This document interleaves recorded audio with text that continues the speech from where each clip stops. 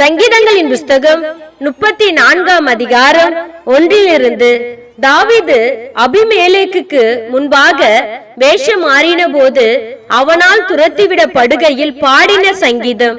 கர்த்தரை நான் எக்காலத்திலும் ஸ்தோத்தரிப்பேன், அவர் துதி எப்பொழுதும் என் வாயில் இருக்கும்.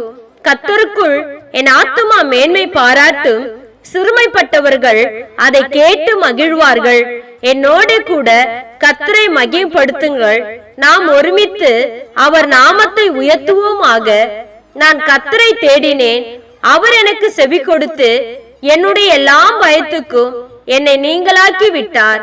அவர்கள் அவரை நோக்கி பார்த்து பிரகாசம் அடைந்தார்கள், அவர்கள் முகங்கள் வெட்கப்படவில்லை.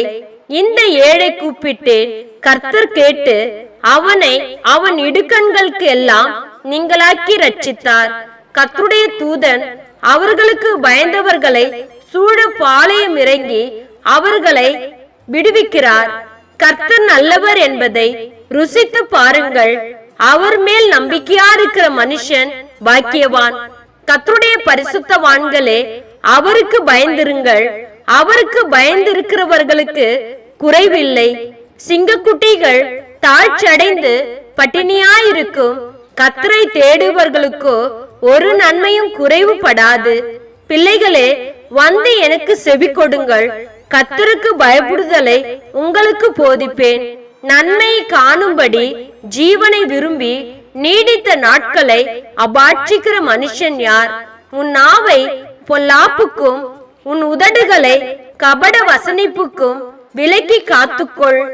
தீமையை விட்டு விலகி நன்மையை செய், சமாதானத்தை தேடி அதை தொடர்ந்து கொள். கர்த்தருடைய கண்கள் நீதிமான்கள் மேல் நோக்கமாயிருக்கிறது, அவருடைய செவிகள் அவர்கள் கூப்பிடுகளுக்கு திறந்திருக்கிறது.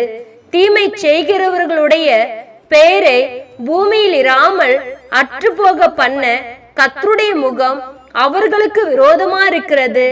நீதிமான்கள் கூப்பிடும் போது கர்த்தர் கேட்டு அவர்களுடைய எல்லா உபத்திரங்களுக்கும் நீங்களாக்கி விடுகிறார்.